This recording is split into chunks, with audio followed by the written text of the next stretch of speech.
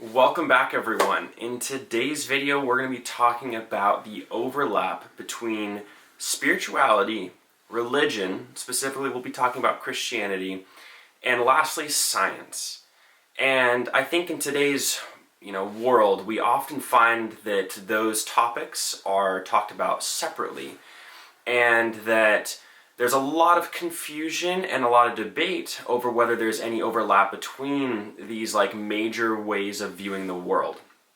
From my experience in life, it seems like there's a couple types of people. There are people who are strongly factual based and tend to lean towards what science can explain in regards to the nature of the universe. And then we have religion, and religion's been around probably longer than all of it combined. Maybe spirituality has been there relatively the same amount of time, but I think religion has some deep roots in humanity. But the problem with a lot of religion is it doesn't touch on factual information that's based on science. So, a person such as myself who's trying to develop a world perspective or way of viewing life, we reach kind of a block in the road. And that block is, what do we do about religious or spiritual beliefs and science? And how do we bridge the gap? That's what we're going to be talking about in today's video.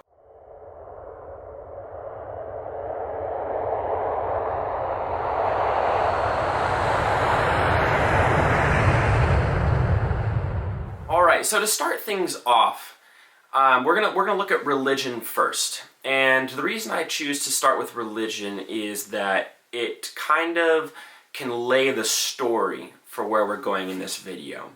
So I'm going to be using primarily Christianity, although some of these belief systems kind of spread across all religions pretty much.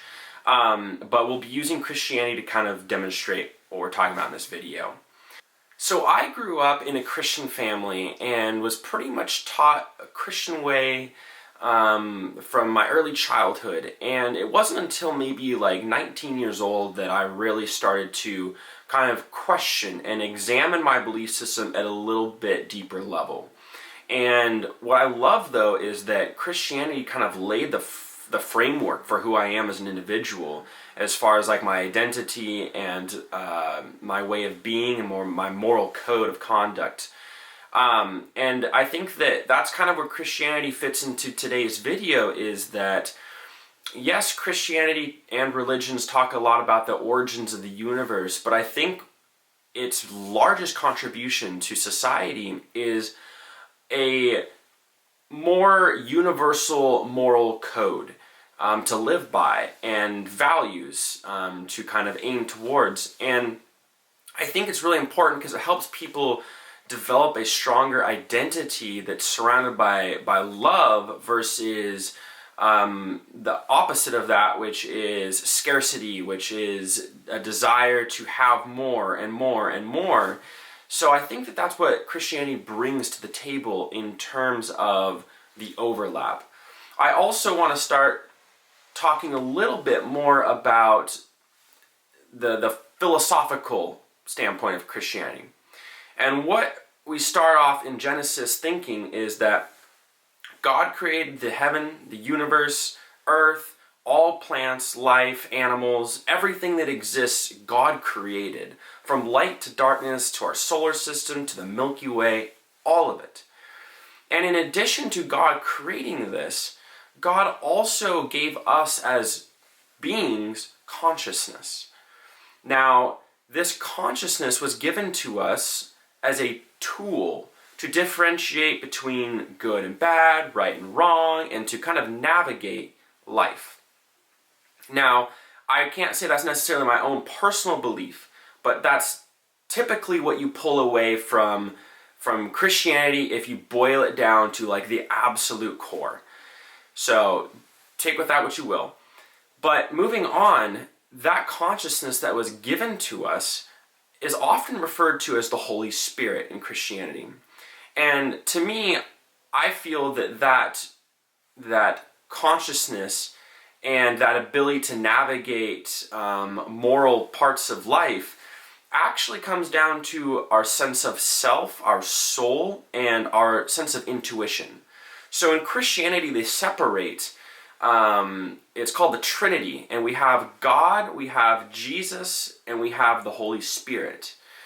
And as much as I like that separation to kind of break it down and to tackle those concepts, I really think they're all talking about the same exact thing. Because God is everything, so God has to contain the Holy Spirit. Jesus was just made in the likeness and image of God, so he is also a subset of God. So really we can just talk about it as God, and then when you come down to the individual levels such as you and I, we can talk about it as a soul. And all the souls in the entire universe coalesce into what makes up God, as well as all the other energy and matter that's used to create the rest of the universe. So, now that we have a general understanding of where religion leaves us, where are we standing in terms of science? Now, science gets a little bit more technical, and this is what really excited me in my journey for understanding the world around me. And that's because I wasn't satisfied with the way that the religion kind of talks about life. It felt to me like it kind of falls apart a little bit when you poke some philosophical and theoretical holes in it. Now, what I've come to understand is I don't think that that's necessarily at the fault of religion or Christianity specifically, but a single book, the Bible, cannot encapsulate all of reality. And I feel that science can kind of lay on top of that and provide that description that requires a little bit more of a thorough understanding of reality, but doesn't necessarily contradict religion. So, jumping into science, we're talking about consciousness here, right? That's kind of the overlap I'm trying to talk about in this video is what does science, religion, and spirituality all have to say about consciousness? And there's no answer, but what we do know so far is that everything in the universe is made up of energy, okay? And let's start at the top level, such as water, okay? We all probably have heard that water is made up of the molecule H2O. Now, what that's really saying is there are a group of atoms that make up water. But when you take one of those atoms in isolation and you inspect it, and if you've taken a science class, you've probably heard a lot of this already, but an atom is made up of multiple components. It's made up of protons, neutrons, and electrons. But underlying those three parts, it's all made up of the same thing, and that's energy. But science has come to the conclusion now that nucleus and electrons and protons and neutrons aren't actually the smallest unit of matter that we know of. It gets deeper, and we can go down to the quark level. So quarks, individual quarks, make up an electron. Individual quarks make up a neutron or proton. So what we can see here is that an atom is made up of nucleus, which is made up of the neutrons and protons, and then also there's electrons flying around it. But those three entities can also be broken down, and they are underlying, built on the same exact thing, which is a quark. So what we can kind of see here is that all of the things that we see in the entire world, yes, has different appearances. Yes, some are liquid, some are solid, some are gases, some are hard, some are smooth, some are soft. Like, we have all these descriptions of reality, but really, the underlying level, it is all made up of quarks. And all that's trying to say is that we are all made up of the same thing. The only thing that makes us different is the configurations, the way that these are all pushed together and formed, and the densities and whatnot. And obviously someone who understands a little bit more chemistry could spend a lot of time going down that rabbit hole. But what I'm trying to kind of share with you guys is that all of matter that permeates the entire universe is made up of the same thing. And that same thing, I believe, is consciousness. And kind of now jumping into spirituality, which I believe is kind of the middle point, the bridge between religion and Christianity and science and all the other religions and thought systems out there. But the bridge between those is the fact that there is a consciousness, there is a God, there is a being who is all that is. And that being, at the core level, is made up of just pure energy. So then, where does consciousness sit? Well, consciousness is a dimension of energy.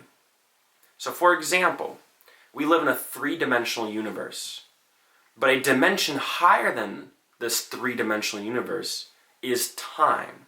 So we are three-dimensional entities passing through time. So if consciousness is a level higher than just energy, then that means that energy has the dimension of consciousness. So that means that there is a little tiny bit of consciousness encapsulating all the energy that makes up everything. So there's this underlying principle of consciousness. It's infused in everything that exists.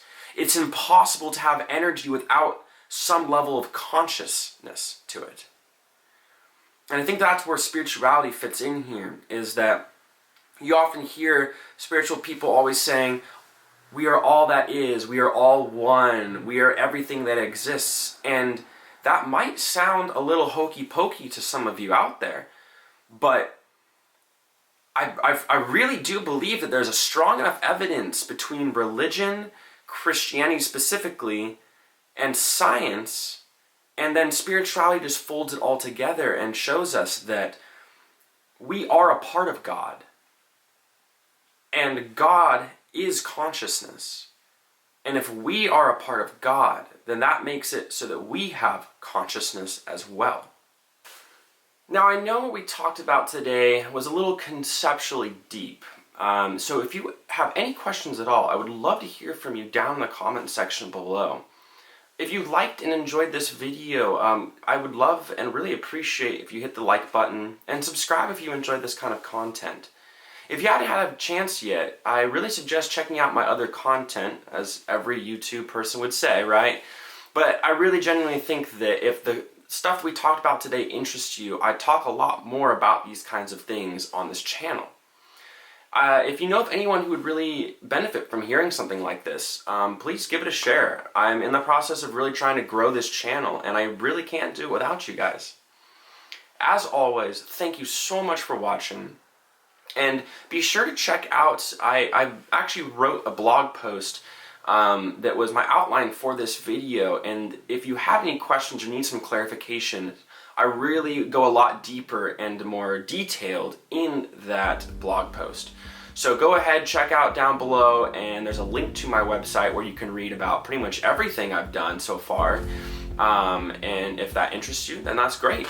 Anyways, I look forward to seeing you next time, and thank you. Have a wonderful rest of your day.